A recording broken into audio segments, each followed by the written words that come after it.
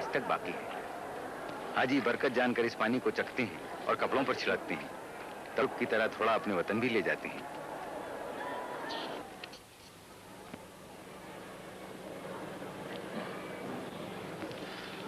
غسل کعبہ کی رسم کے بعد عرب کے سلطان اور ان کے معزز ساتھی تشریف لے ہیں۔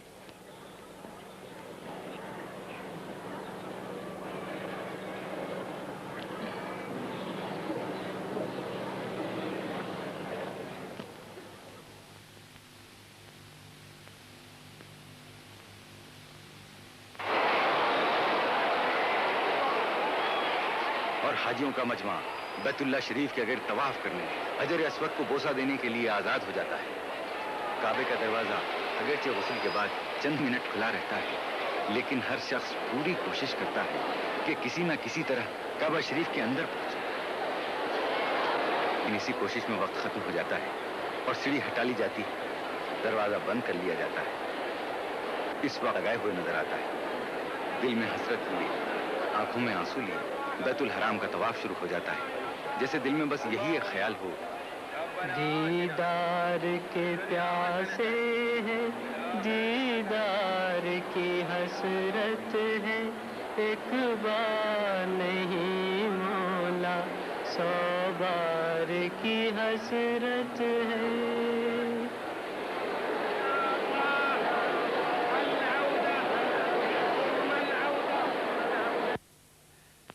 یہ غار سور ہے۔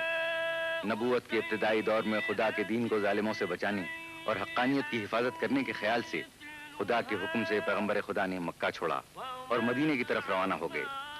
3 دن اس غار میں قیام فرمایا اور اسی غار سے مدینے کی طرف ہجرت فرمائی۔ ہجرت کے 8 سال بعد مکے سے بے یار و مددگار گیا ہوا خدا کا رسول مسلمانوں کی ایک بڑی تعداد کے ساتھ حج کے لیے آیا اور بغیر لڑائی کے مکہ قبضے میں آ گیا۔ مکے والوں نے اسلام قبول کر لیا اور رحمت للعالمین نے اپنے دشمنوں کو بھی جو ان کے خون کے پیاسے ہو رہے تھے معاف کر دیا اور امان دے دی۔ سلام اس پر کہ جس نے بادشاہی میں فقیری کی، سلام اس پر کہ کی دستگیری کی۔ سورج مکے کے کالے پہاڑوں کے پیچھے دھیرے دھیرے چھپ گیا۔ شام ہو گئی۔ مسجد الحرام کے میناروں سے اللہ اکبر کی دل کھینچنے والی آواز بلند ہوئی اور مسلمانوں کو خدا کی بندگی کے لیے بلانے لگی۔ طواف ختم ہوا۔ اب کعبے کے گرد طواف کے چکر نہیں ہیں، نماز کے حلقے بنے ہوئے ہیں۔ مسلمان جہاں کے سامنے ہی ہے، جس طرف چاہیں کھڑے ہو جائیں۔ یہی گھر کے چاروں طرف انسانوں کے حلقے ہیں۔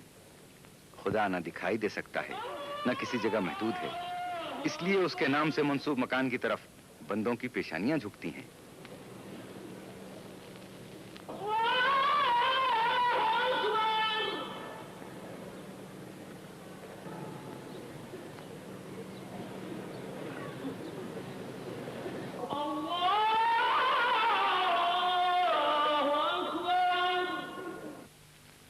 یہ عرفات ہے، ایک لق و دق ریگستان، مکے سے 24 کلومیٹر دور۔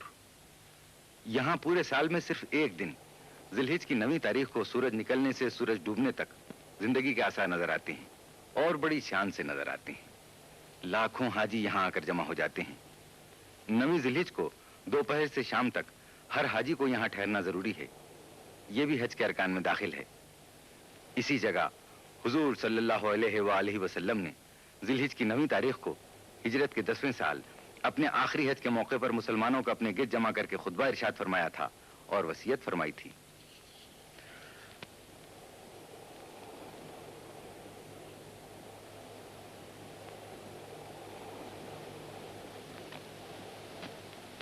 پختہ سڑکیں عرفات کے میدان تک جاتی ہیں۔ میدان کھرنجا لگی ہوئی گلیوں سے تقسیم کر دیا گیا ہے۔ یہاں مستقل طور پر پانی کا ایک ذخیرہ بنا دیا گیا ہے۔ ایک اسپتال کی عمارت اور مسجد بھی ہے جو میدان کی مناسبت سے بہت سادہ لیکن بہت خوبصورت ہے۔ خیمے لگنے شروع ہو گئے۔ سعودی عرب کی وزارت حج و اوقاف کچھ دن پہلے ہی سے حاجیوں کے آرام مہیا کر دیتی ہے۔ یہ خیمے حاجیوں کی تعداد کے لحاظ سے ہر ملک کے قافلے میں تقسیم کر دیے جاتے ہیں۔ خیموں کے درمیان پانی کے نل لگے ہوتے ہیں۔ عرفات کا میدان ان خیموں سے چھپ جاتا ہے۔ جہاں تک نظر جاتی ہے خیمے ہی خیمے نظر آتے ہیں۔ عرفات کا میدان میدان حشر کی یاد دلاتا ہے۔ जबल रहमत यानी रहमत का पहाड़, गर्मी की शिद्दत, धूप जिस्मों को जलाए देती है, लेकिन खुदा के बंदे जो उसकी रहमत के उम्मीदवार हैं, जबल रहमत पर आ जा रहे हैं। अराफात में और कोई खास फरीजा अदा करना नहीं होता। असल में यहाँ आना लाजिम इसलिए किया गया है कि तमाम दुनिया के मुसलमान जो हज के लिए आए एक जगह जमा हो जाएं, और इस तरह हर मुल्क के मुसलमान दूसरे मुल्कों के इस्लामी भाइयों के हालात से आगाह होते रहें।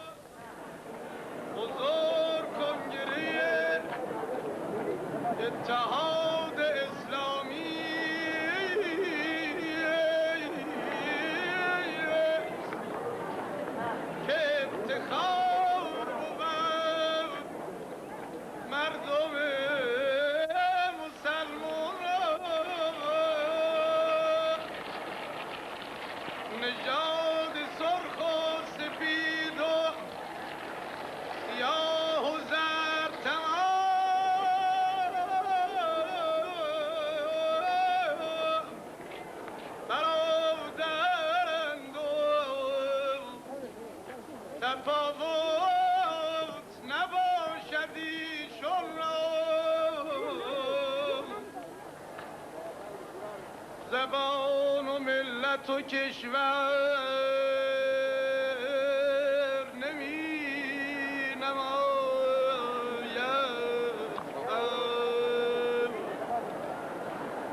به حکم واعتصموا پیروان قرآن را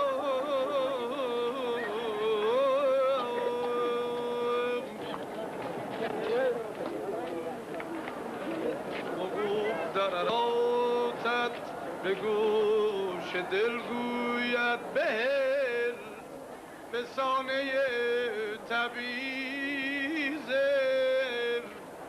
نوع انسان را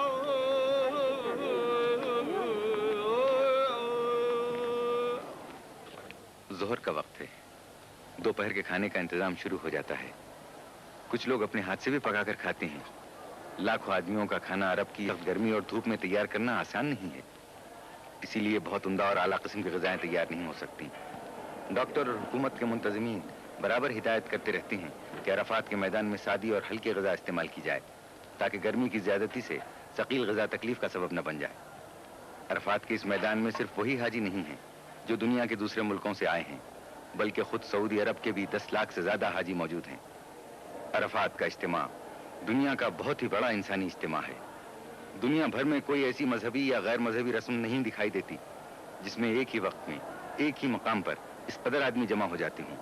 عرفات کے اجتماع کو سالانہ اسلامی کانفرنس بھی کہہ سکتے ہیں، جس میں ہر ملک کا مسلمان دوسرے ملکوں کے مسلمان بھائیوں سے ملے اور تبادلہ خیال کرے اور اپنے دین کے اس وقار کو محسوس کرے کہ دنیا کے کتنے دور دراز گوشوں میں پھیلا ہوا ہے۔ آج کے دن ہر زائر حرم کے دل میں 9 ذی الحجہ سن 10 ہجری کی یاد تازہ ہوئی ہے۔ اسی تاریخ کو اور اسی میدان میں جب رسول پاک صلی اللہ علیہ وآلہ وسلم نے اپنے آخری حج کے وقت مسلمانوں کو جمع کیا، اونٹ پر سوار ہوئے، اللہ کا دین ماننے والوں کی کثیر تعداد دیکھی، مسلمانوں کو نصیحتیں فرمائیں۔ اپنے خطبے میں آن حضور نے خدا کی وحدانیت، دین کے احکام، دین کی حفاظت، مسلمانوں کے فرائض، عورتوں کے حقوق، اجتماعی حیثیت سے سب کی برابری، خریزی کی ممانعت، آپس کا اتحاد و اتفاق، ہر بات پر روشنی ڈالی، ہدایت فرمائی۔ یہی وہ باتیں ہیں جو اسلامی احکام میں سب سے زیادہ خصوصیت رکھتی ہیں۔ یہی حضرت نے ایمان والوں سے ان خدائی احکام پر سچے دل سے عمل کرنے کی بیعت کی، یعنی ہاتھ پر ہاتھ رکھ کر پکا وعدہ لیا۔ گزرا ہوا زمانہ ہر زائر حرم کی نگاہ کے سامنے ہے، دل کے کانوں سے پیغمبر خدا کا ارشاد سن رہا ہے اور اس کی روح بیعت کر رہی ہے۔ خوش نصیبی سے یہاں پانی کی کمی نہیں، پیاس بجھانے، ہاتھ منہ دھونے اور نہانے کے لیے کافی پانی موجود ہے۔ ہر 100 گز کے فاصلے پر پانی کے نل لگے ہیں۔ پانی لانے والے بھی موجود ہیں جو بہت تھوڑا سا معاوضہ لے کر دروازے تک پہنچا دیتے ہیں۔ عرفات پہنچ کر حاجی گویا اس مبارک زمانے میں پہنچ جاتا ہے جب خدا نے وحی کے ذریعے اپنے رسول کو دین کے کامل ہونے، اپنی نعمت کے پورا ہونے اور مذہب اسلام کی حقانیت اور اپنی پسندیدگی کا اظہار فرمایا۔ چنانچہ قرآن مجید میں ارشاد ہوا ہے، آج کے دن ہم نے تمہارے لیے تمہارے دین کو کامل کر دیا اور تمہارے واسطے دین اسلام کو پسند کر لیا۔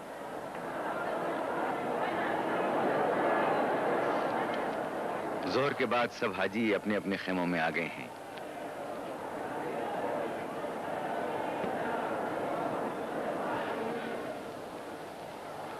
کوئی نماز ادا کر رہا ہے۔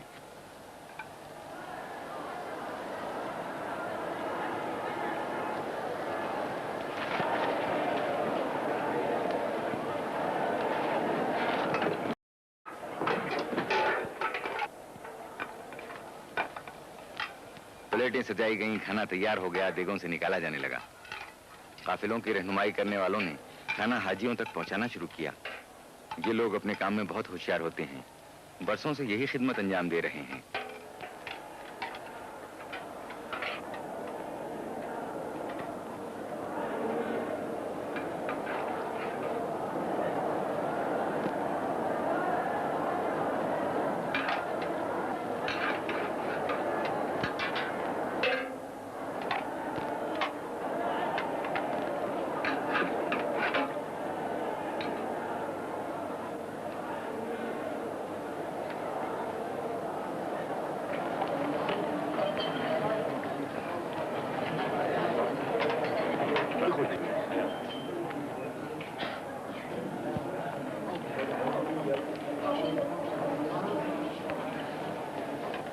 کھانے کے بعد عرفات کی گرم ہوا میں چائے کا ایک فنجان بھی ضروری ہے، خصوصاً جبکہ جگہ جگہ پر اس کا انتظام ہو۔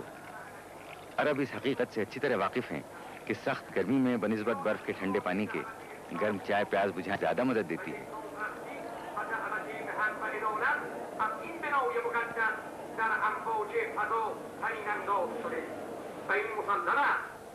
بعض قافلے اپنے ساتھ اپنے واعظوں اور خطیبوں کو بھی لائے ہیں۔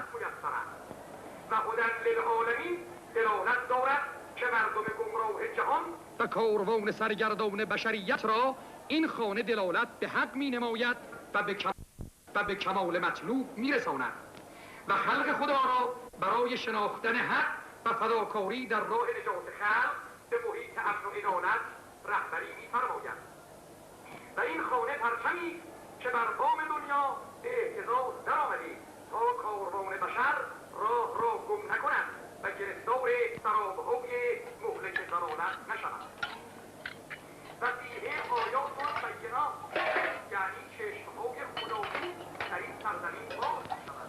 خیموں کے باہر واعظ اور خطبوں کا سلسلہ جاری ہے۔ حج کی تاریخ اور اس کے فائدے بیان ہو رہے ہیں، لیکن اس وقت بھی بہتر حاجی جبل الرحمت پر جانے کو ترجیح دیتے ہیں۔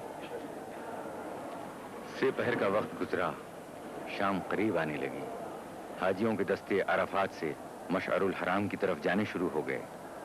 یکے بعد دیگرے گاڑیاں روانہ ہونے لگیں۔ کاروان شوق ایک منزل سے دوسری منزل کی طرف رواں دواں ہیں۔ سامان سمیٹا جانے لگا، دریاں، قالین اور فرش لپیٹے جانے لگے۔ خیمے بھی اکھاڑ لیے جائیں گے اور 1 ہی 2 گھنٹے کے بعد اس میدان میں پھر ہمیشہ کی طرح خاموشی اور ویرانی چھا جائے گی اور صرف ہوا خاک اڑانے کو رہ جائے گی۔ ایسی خاک جس کے لیے مدتوں مسلمان اپنے اپنے وطن میں منہ پر ملنے کے لیے تڑپتے رہتے ہیں، اور کئی تو بغیر اس پاک جلوے کو دیکھے ہی دنیا سے کوچ کر جاتے ہیں۔ یوں تو نگاہ شوق نے کیا کیا نہیں دیکھا، جلوہ جو دیکھنا تھا وہ جلوہ نہیں دیکھا۔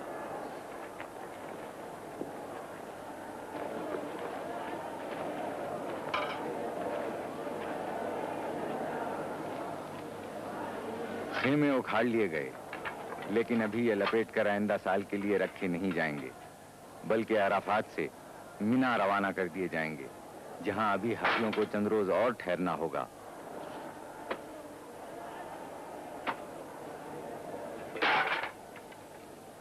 عرفات اور مشعر الحرام کے درمیان تقریباً 10 میل سے زیادہ فاصلہ نہیں، لیکن بھیڑ کی وجہ سے راستہ نہیں ملتا۔ موٹروں کو اتنا سا فاصلہ طے کرنے میں 3 گھنٹے لگ جاتے ہیں۔ اس لیے بعض حاجی پیدل چلنے کو بہتر سمجھتے ہیں، کیونکہ پیدل آدمی آسانی سے راستہ نکال سکتا ہے۔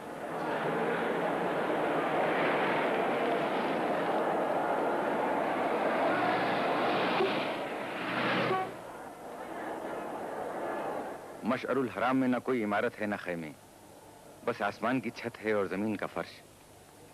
हाजियों को यहाँ एक रात गुजारनी पड़ती है। रात ही में हाजी यहाँ से छोटी छोटी कंकरियां चुनकर जमा कर लेते हैं, जो दूसरे दिन मिना के मैदान में 3 शैतानों को मारने के काम आती हैं, ताकि हजरत इब्राहीम अलैहिस्सलाम की तरह बदी पर नेकी की फतेह के सबक को फिर से दोहरा लें।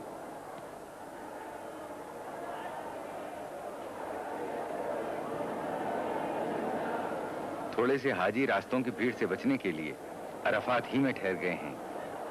ये रात का खाना भी यहीं खाएंगे।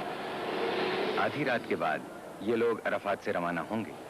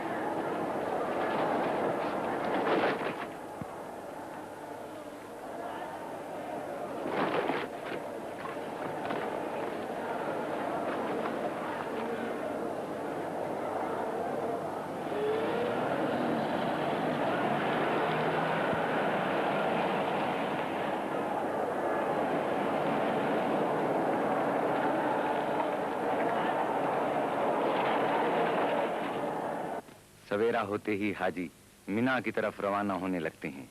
ये रसूम हज तहारत दिलो दिमाग के लिए ज़रूरी हैं। मुख्तलिफ मकामात पर जाकर अरकान मुकर्ररा की तकमील करना हकीकत में नेकी, पाकीज़गी और वहदानियत का सबक है। इसीलिए कहा गया है, हज के बाद आदमी इसी तरह मासूम हो जाता है जिस तरह एक बच्चा शिकम मादर से दुनिया में आता है। ये कारवां है रवां मंजिले मिना की तरफ, ये कारवां है रवां मंजिले मिना की तरफ, करेंगे जिस जगह तजदीद रस्म इब्राहीम, ये कारवां है रवां मंजिले मिना की तरफ, बेकार खैर से लरज़ां रहे शरे इब्लीस, के है यही शह खैरुल अनाम की तालीम, ये कारवां है रवां मंजिले मिना की तरफ। अरफात से उखाड़े हुए खैमे अब मिना में नजर आ रहे हैं। ये खैमे एक ही रात में अरफात से यहाँ पहुँचा दिए गए।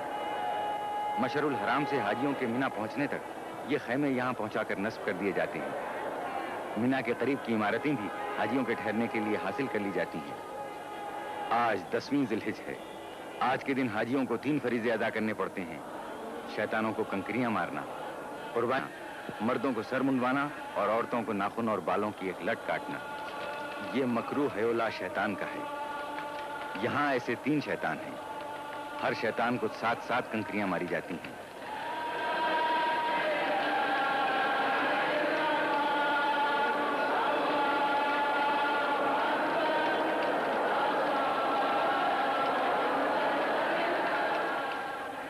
आज की ज्यादातर कंकरियां सबसे पिछले शैतान पर पड़ती हैं।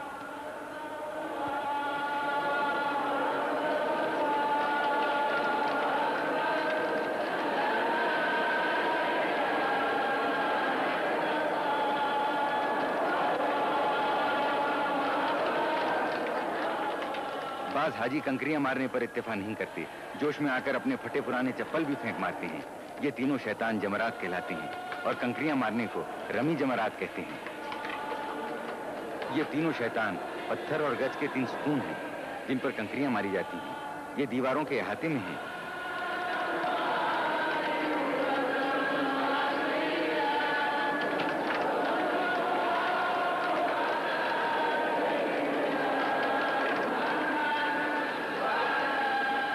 बाज بعض حاجی اپنے معلم یعنی رہبر سے کنکریاں مارنے کا طریقہ پوچھتے ہیں تاکہ نشانہ خالی نہ جائے اور فریضہ پورا ہو. بعض اپنی کنکریاں بار بار گنتے ہیں تاکہ اطمینان ہو جائے کہ تعداد سے زیادہ یا کم تو نہیں ہے. کنکریاں مارنے کا وقت 3 دن تک ہے، مگر سب حاجی ایک ہی دن میں یہ فرض ادا کر لینا چاہتے ہیں اور بڑے جوش میں ہوتے ہیں، لیکن اتنے آدمی ایک ہی دن میں یہ کام ختم نہیں کر سکتے. یہ سلسلہ 3 دن تک جاری رہتا ہے.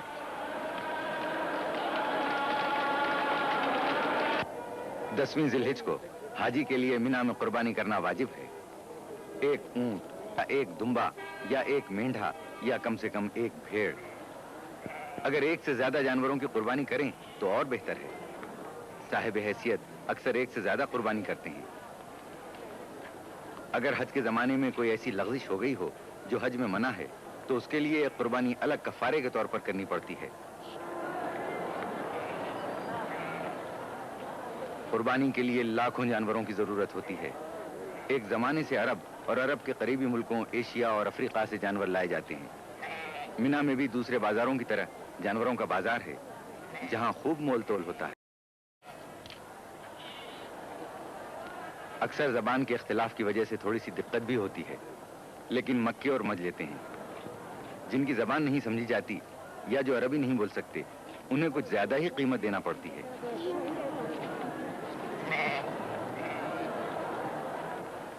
قربانی کا فرض ادا ہونا شروع ہو گیا. یہ قربانی حج کی قربانی ہے. عید قربان اس کے علاوہ ہے. جو لوگ خود ذبح نہیں کر سکتے ان کی طرف سے قصاب ذبح کر دیتے ہیں. قربانی دینے والے صرف ہاتھ لگا دیتے ہیں. ہر سیکنڈ قربانی کیے ہوئے جانوروں کی تعداد بڑھتی جاتی ہے اور جگہ کی تنگی ہوتی ہے. اس لیے بڑی بڑی خندقوں میں قربانی کیے ہوئے جانوروں کو بھرتے جاتے ہیں جو پہلے سے کھود کے تیار رکھی جاتی ہیں. جو حاجی قربانی کر چکتا ہے وہ فوراً ہی اپنی جگہ دوسرے کے لیے چھوڑ دیتا ہے. چھوٹے جانوروں کے علاوہ اونٹ کی بھی قربانی دی جاتی ہے. بلڈوزروں کے ذریعے خندقوں کو دبا کر برابر کر دیتے ہیں تاکہ ہوا خراب نہ ہو. قربانی حضرت ابراہیم کی یادگار ہے اور اللہ نے اس واقعے کو تاریخی اہمیت دے دی. مسلمانوں پر اس کو اس لیے فرض کر دیا کہ ایسی بے لوث بے غرض محبت پیدا کر لیں جس میں رتی برابر شبہ نہ ہو.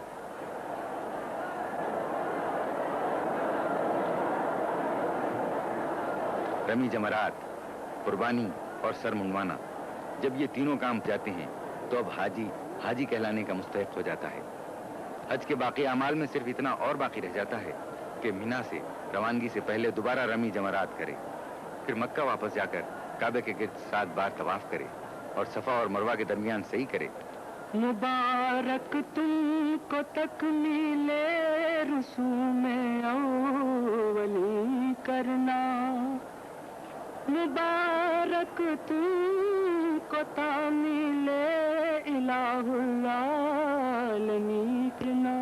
خدایا ہر مسلمان کو یہ روزے باسعادت دے، دیا شوق زیارت سب کو توفیق زیارت دے.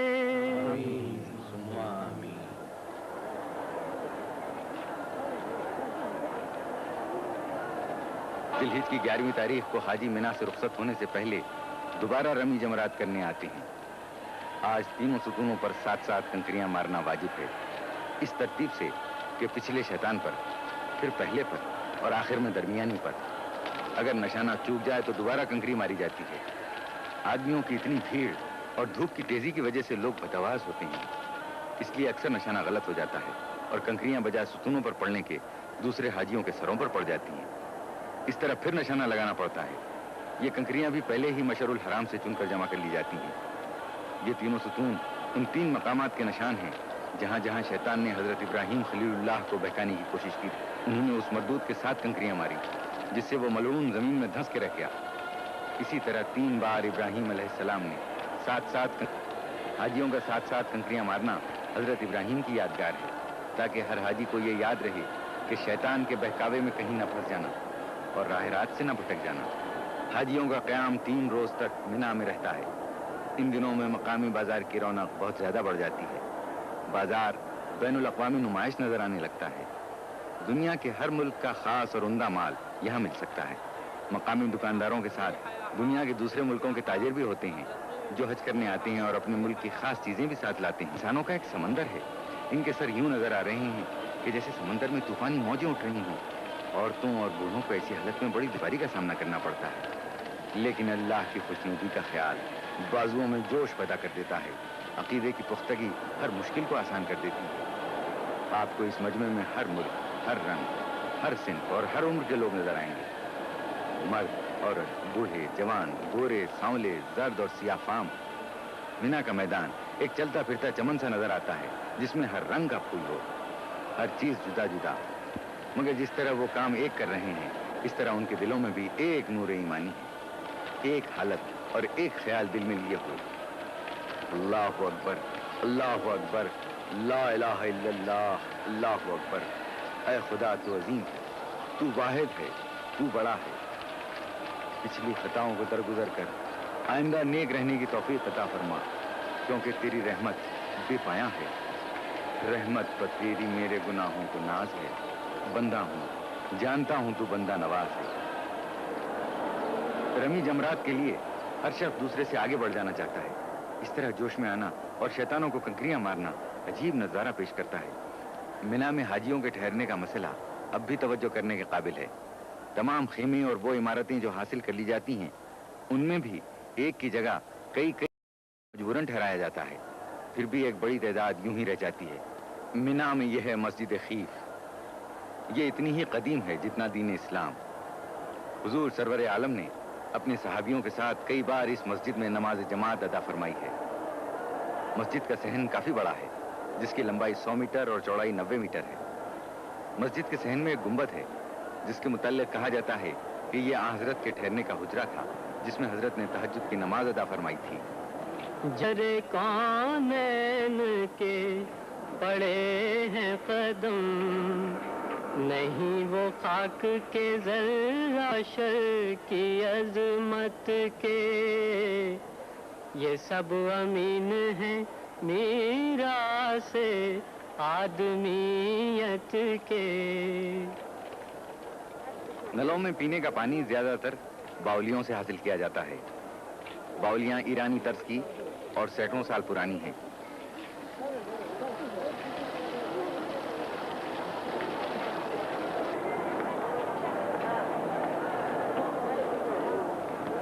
یہاں ایک بہت ہی خاص اور مشہور باولی بھی ہے۔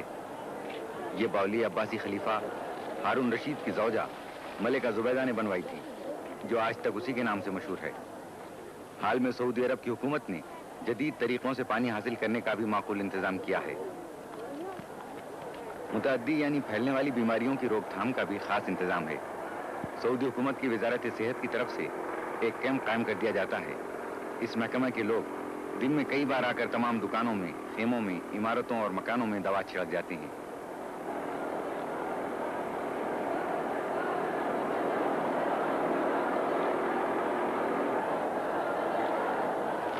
ابھی تک پورے حاجیوں سے رمی جمرات کا فرض ادا نہیں ہوا ہے۔ دیکھیے تو کس جوش و خروش سے حاجی تینوں شیطانوں کو کنکریاں مار رہے ہیں۔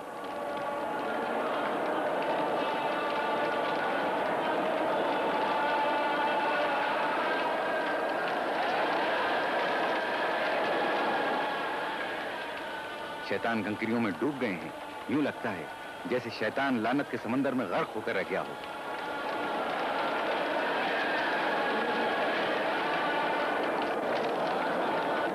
مینا کے سب اعمال بجا لانے کے بعد حاجی بیت اللہ شریف کی طرف لوٹ رہے ہیں تاکہ خانہ خدا کا رخصتی طواف کر لیں اور جو نمازیں خاص طور پر مقرر ہیں انہیں ادا کر لیں۔ مینا سے مکہ شریف 12 کلومیٹر دور ہے۔ اس مقدس ترین اور پاک مقام پر خاص لطف آتا ہے۔ موٹر کاروں اور بسوں کو بھیڑ کی وجہ سے رک رک کر آہستہ آہستہ چلنا پڑتا ہے، اس لیے پیدل چلنے والے اور موٹریں قریب قریب ساتھ ہی مکہ شریف پہنچتے ہیں۔ تیرے احکام پر چلتے رہے ہم، تیرے احکام پر چلتے رہے ہم، یہی ہے مدعا دل کا ہمارا، یہی ہے مدعا دل کا ہمارا کریمہ داورا پروردگارا. ہم ایک بار پھر مسجد الحرام کے درمیان کعبہ معظم کی زیارت کے لیے حاضر ہوئے. مسجد الحرام کی وسیع عمارت کے درمیان کعبہ دل کی حیثیت رکھتا ہے. مسجد الحرام کے وسیع صحن میں سفید کپڑے کے تھان پھیلے ہوئے ہیں. یہ تھان کعبے کے پردے سے مسح کیے جاتے ہیں اور ان پر زمزم کا پانی چھڑکا جاتا ہے. حاجی اس کپڑے کو لے جاتے ہیں تاکہ مرنے کے بعد انہیں اسی کپڑے کا کفن دیا جائے. موت برحق ہے کہ جو بھی ہے وہ فانی ہے. خانہ خدا جس کی بنیاد ابراہیم علیہ السلام نے رکھی اور حضور اکرم نے اس کی تکمیل فرمائی.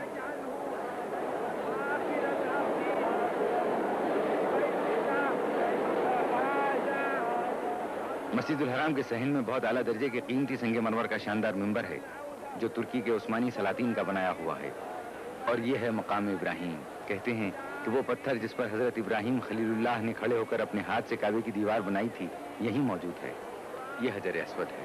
حضرت محمد مصطفیٰ صلی اللہ علیہ وآلہ وسلم نے اپنے دست مبارک سے کعبے کی دیوار کے دو پایوں کے درمیان نصب کیا. کعبے کا غلاف سیاہ رنگ کے موٹے بنے ہوئے ریشم کا پردہ ہے جو خانہ خدا کو اپنی آغوش میں لیے ہوئے ہے. یہ کعبے کے اوپر سے نیچے تک چاروں طرف لپٹا ہوا ہے. اس میں بڑی کاریگری سے بنائی میں نہایت خوشخط قرآنی آیتیں تحریر کی گئی ہیں. آیتیں وہی ہیں جو اللہ تعالیٰ کی طرف سے حج کے احکام اور تمام دنیا کے مسلمانوں کو آپس میں اتحاد و اتفاق قائم کرنے کی تعلیم دیتی ہیں. یہ پورا پردہ ہاتھ کا بنا ہوا ہے.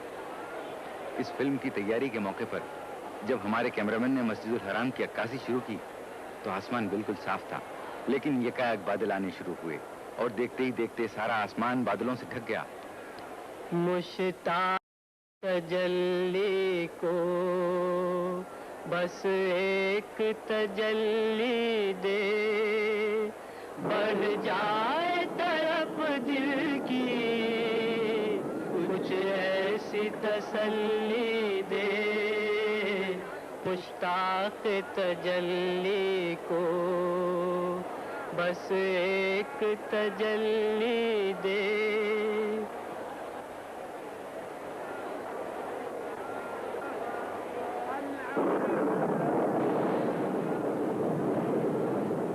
ٹھیک اسی وقت جبکہ مسجد الحرام کے دالانوں میں حاجیوں کی صفیں قائم ہو گئیں اور تکبیر کی آواز بلند ہوئی، خدا کی رحمت نازل ہونا شروع ہو گئی.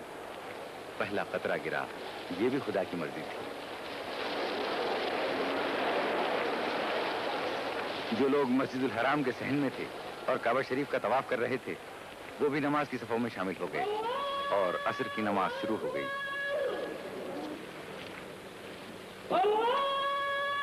شروع کرتا ہوں اللہ کے نام سے جو بہت مہربان اور رحم کرنے والا ہے.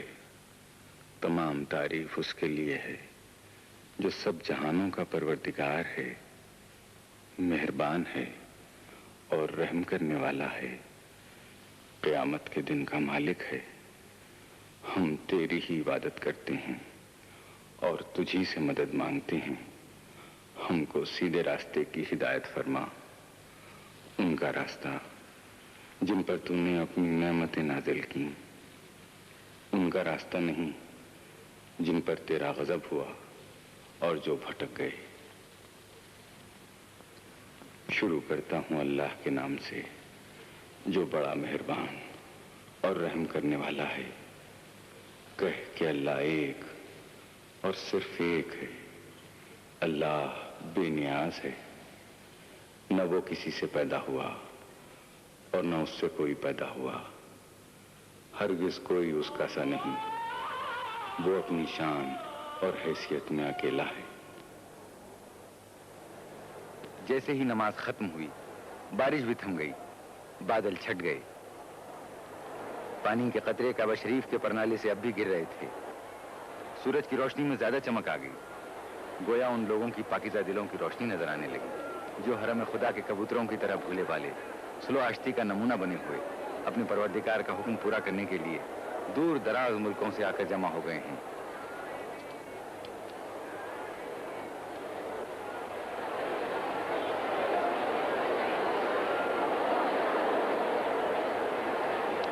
حاجی کس شوق سے کعبے کے پرنالے کے نیچے ہاتھ پھیلائے ہیں کہ خانہ خدا کی چھت پر سے بہے ہوئے پانی کا کوئی قطرہ ملے اور برکت حاصل ہو جائے۔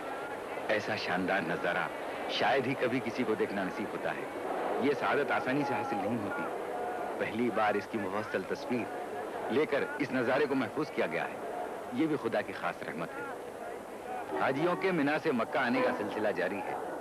ابھی تک سب لوگ مکہ نہیں پہنچ سکے ہیں، اگرچہ مینا سے مکہ کا فاصلہ کچھ زیادہ نہیں، باوجود کہ سب راستے یک طرفہ کر دیے جاتے ہیں، یعنی ادھر سے ادھر آنے والوں کو راستہ ملتا ہے، ادھر سے ادھر جانا بند ہوتا ہے۔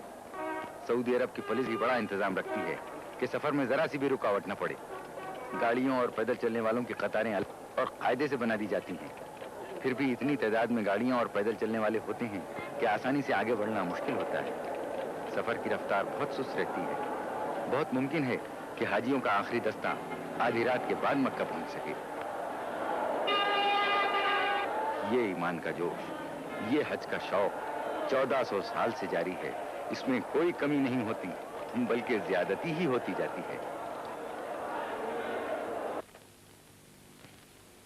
یہ پہاڑیاں جو مکے کے مقدس شہر سے صرف 9 کلومیٹر کے فاصلے پر ہیں، دین اسلام کی ابتدا کی خاموش گواہ ہیں۔ اسلام کی حیرت ناک ترقی، حق کی ایک آواز اور اس کا ساری دنیا میں اتنی جلدی پھیل جانا، یہ پہاڑیاں ان سب تاریخی حقیقتوں کی چشمدید گواہ ہیں۔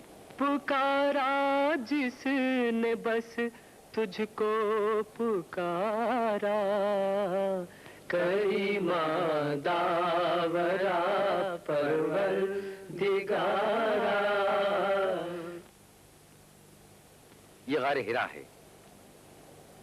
یہاں نبوت کے اعلان سے پہلے حضرت عبداللہ کے یتیم و جواں سال فرزند حضرت محمد مصطفیٰ صلی اللہ علیہ وسلم تنہائی میں بیٹھ کر غور و فکر میں کئی دن اور کئی راتیں گزار دیتے تھے۔ اسی غار میں آن حضرت نے فرشتے کی زبان سے خدا کا حکم سنا،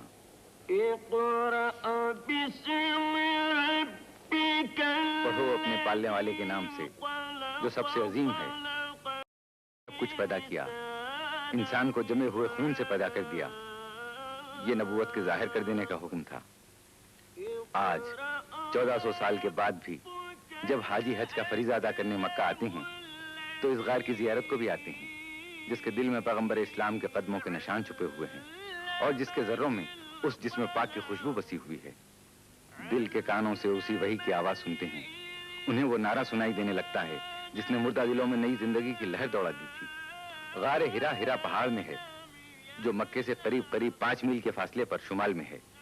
راستہ پتھریلا اور دشوار گزار ہے۔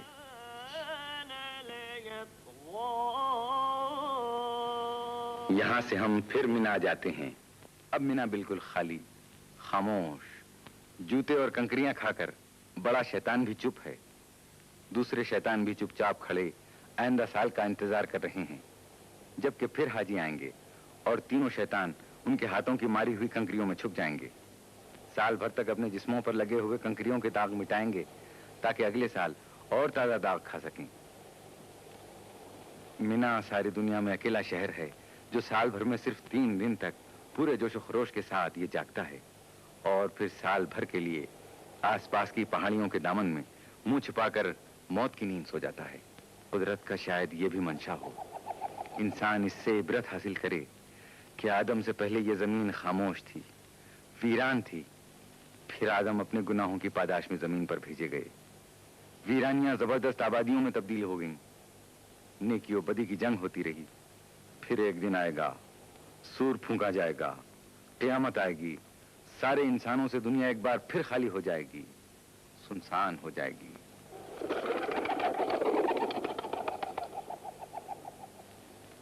یہ کبوتر بھی کسی زندہ مقام کی طرف اڑ کر جا رہے ہیں۔ گھر خالی، کام کرنے کی مشینیں جیسے مردہ، مساجد چپ۔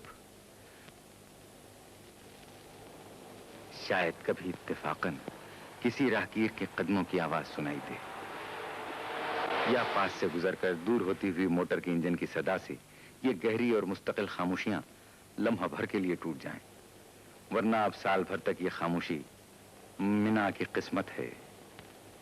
ہے سارے جہاں سے نرالا، یہ منظر ہے سارے جہاں سے نرالا، حقیقت کو دیکھے کوئی آنکھ والا، عرب اور عجم ہے سبھی ایک صف میں، نہ آقا نہ خادم نہ گورا نہ کالا، نہ آقا نہ خادم نہ گورا نہ کالا، نہ فخر امارت نہ شرم غریبی، نہیں کوئی معیار ادنا و اعلیٰ، نہیں کوئی معیار ادنا و اعلیٰ۔ دبستان وحدت میں تقسیم گم ہے، منو تو کی تفریق و تعلیم گم ہے، منو تو کی تفریق و تعلیم گم ہے۔